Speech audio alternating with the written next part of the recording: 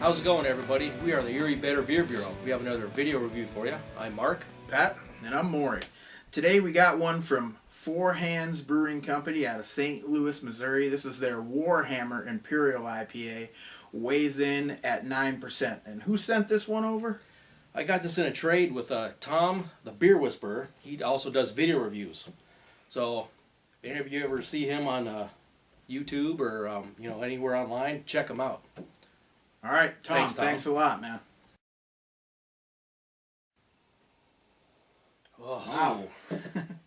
That's a pretty nice aroma. Well, that's a strong grapefruit citrus aroma on this one. Yeah, all kinds of sweet. It's real I am sweet getting a little too. Grapefruit, but I'm also getting a little orange and mango in there as well. Sweet fruit and tropical. Bit of a grassiness to it too. Yeah.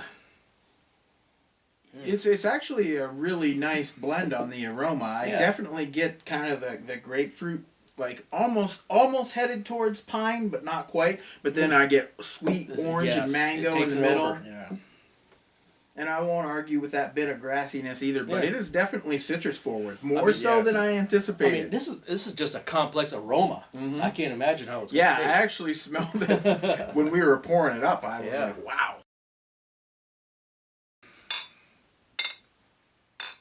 Cheers.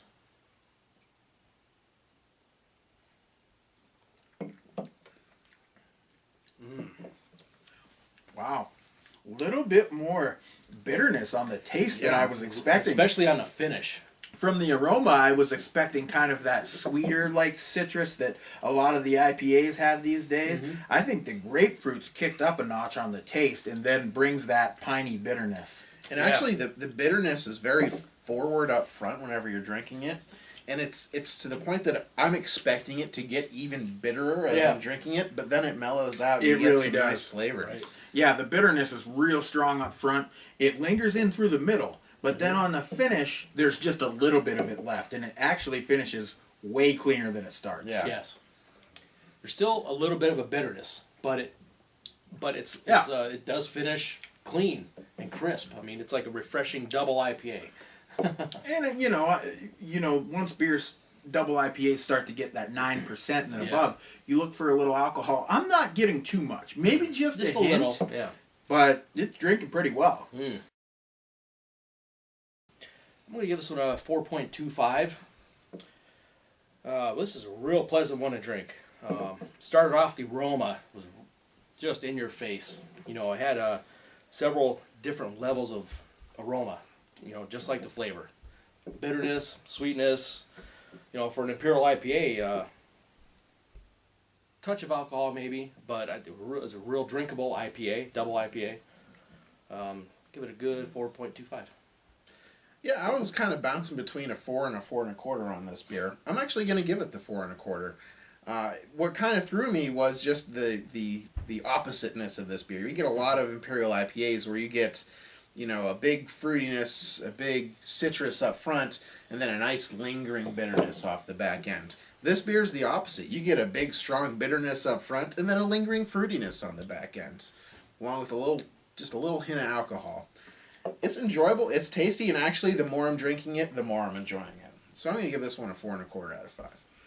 Yeah, I'm going to round it right out at 4 1/4. From the very first sip I took, I knew that 4.25 was right in my mind there. I like the bitterness in my IPAs and double IPAs. I don't like that to be the only characteristic. I like that coupled with a good tropical fruitiness, and I think that's exactly what this beer has going on. And from a brewery that I've never heard of, I all of a sudden want to try more from Four Hands. This is a really solid beer. Did you hear that, Tom? We want more from Four Hands. Okay.